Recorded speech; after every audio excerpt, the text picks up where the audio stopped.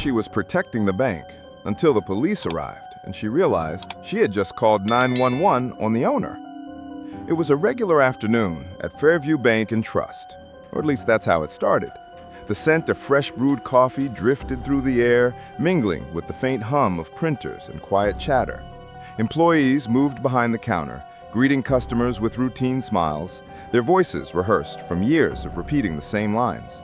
Then, the door swung open. He wasn't dressed like most of the clientele. No tailored suit, no polished loafers, no leather briefcase. Just a black man in his late 40s, dressed in a plain hoodie, jeans, and a pair of clean but well-worn sneakers. He walked in with an easy stride, head slightly tilted as he scanned the room. Nobody spoke to him at first. A few glanced his way, then turned back to their transactions. He wasn't causing a scene, wasn't looking for trouble.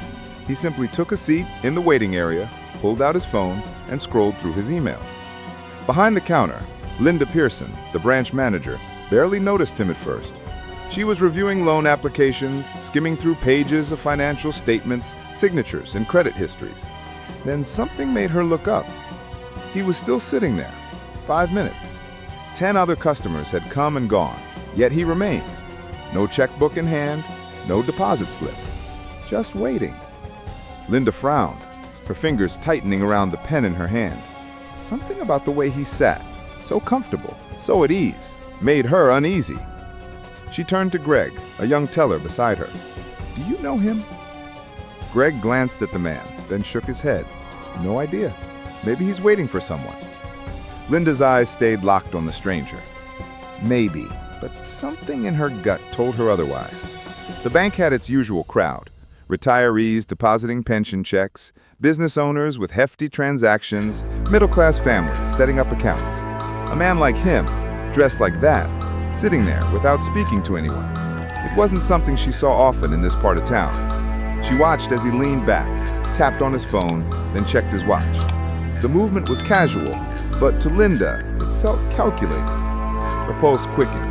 She had worked in banking for over 20 years. She knew the signs. She turned back to Greg. "Keep an eye on him. If he doesn't move in the next 5 minutes, let me know." Greg hesitated. "You think he's—" "I don't know yet." Linda tried to focus on her paperwork, but her eyes kept drifting toward him. 3 more minutes passed. That was it. She reached for her phone. "Yeah, this is Linda Pearson at Fairview Bank. We have a suspicious individual sitting in our lobby. He's been here for over 15 minutes without approaching the counter. Could you send someone to check it out?" The operator asked for details. Linda gave a brief description, lowering her voice as she spoke.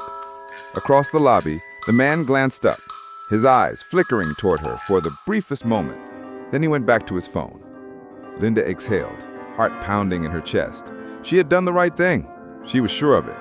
But the next few minutes would prove otherwise. The air inside the bank felt different now. The usual rhythm of transactions and casual conversations carried on, but beneath it, there was something heavier. Linda kept her eyes on the man while pretending to focus on her paperwork. He was still there, not anxious, not restless, just waiting. She stole a glance at the glass entrance doors. No police yet. Greg cleared his throat beside her. "You sure this is necessary?" Linda stiffened. "He's been sitting there for almost 20 minutes. Greg shifted uncomfortably, but said nothing. Across the lobby, an older white couple stepped inside. The woman took one look at the man in the hoodie and clutched her purse a little tighter. Linda caught it. It wasn't just her.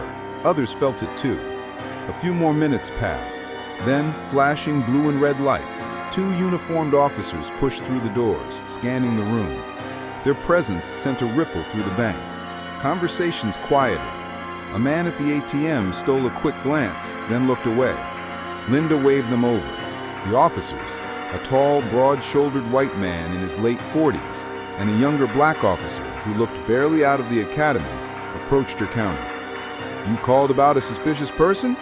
the older officer asked. Linda nodded and subtly gestured toward the waiting area. "He's been here for a while, hasn't approached the counter, just sitting there on his phone. I don't know what he's waiting for." The younger officer frowned slightly. "That's it?" Linda hesitated, but held firm. "I just want to be cautious." The older officer gave a curt nod. "We'll talk to him." They turned and walked toward the man in the hoodie. Linda watched closely. The man looked up as the officer stopped in front of him. His expression was calm, but there was something in his eyes, something tired, like he had seen this before. "Sir, can we talk to you for a second?" the older officer asked. The man blinked, then put his phone away. "What's this about?" Linda could hear everything from behind the counter. "We got a call," the older officer said, his voice even. "You've been here for a while. Mind showing us some ID?" The man exhaled, slow and measured. "What am I being accused of?" His voice was steady, but there was an edge to it now. The under officer cleared his throat. "Nothing, sir. Just a routine check." The man looked from one officer to the other, then glanced toward the counter. His gaze met Linda's for a split second. Then he reached into his pocket, moving slow, deliberate. He pulled out a leather wallet, flipped it open, and handed over a driver's license. The older officer studied it, then his brows pulled together. The younger officer leaned in for a look. His eyes widened slightly. The silence stretched a beat too long. Linda shifted in her seat. Something was off. The older officer cleared his throat and handed the ID back. His posture changed, stiff, awkward. "Mr. Taylor," he said carefully, "you own this bank?" The room went still. Greg stopped typing. The older couple at the counter turned their heads. Even the security guard near the entrance straightened. The man, Mr. Taylor, leaned back in his chair, crossing his arms. "That's right." The older officer glanced toward Linda. His jaw moved slightly, like he was grinding his teeth. The younger officer spoke first. "Sir, we apologize for the misunderstanding. We weren't aware—" Taylor cut him off with a small shake of his head. "No need to explain." His voice was calm, but there was something behind it, something sharp. Then he turned his gaze, locking on to Linda. A muscle in her throat tightened. For the first time it hit her. She had called the cops on her boss, and now there was no taking it back. A heavy silence settled over the room. The officers stood awkwardly, the weight of their mistake thick in the air. The younger one shifted on his feet, glancing at his partner as if unsure what to do next. Linda's face burned. Her fingers gripped the counter so tightly that her knuckles turned white. Mr. Taylor? No. Her boss was still watching her, his expression unreadable. Finally, he spoke. "I'm curious," he said, his voice smooth, steady. "At what point did I become a problem?" Linda opened her mouth, but no words came out. Taylor turned his gaze to the officers. "Was it when I walked in? When I sat down? Or was it when I decided not to rush to the counter like everybody else?" The older officer cleared his throat. "Sir, we were just responding to a call. We didn't mean any disrespect." Taylor exhaled through his nose. He seemed tired, but not surprised. "Did you ask what the call was about before you walked in here, hands on your belts?"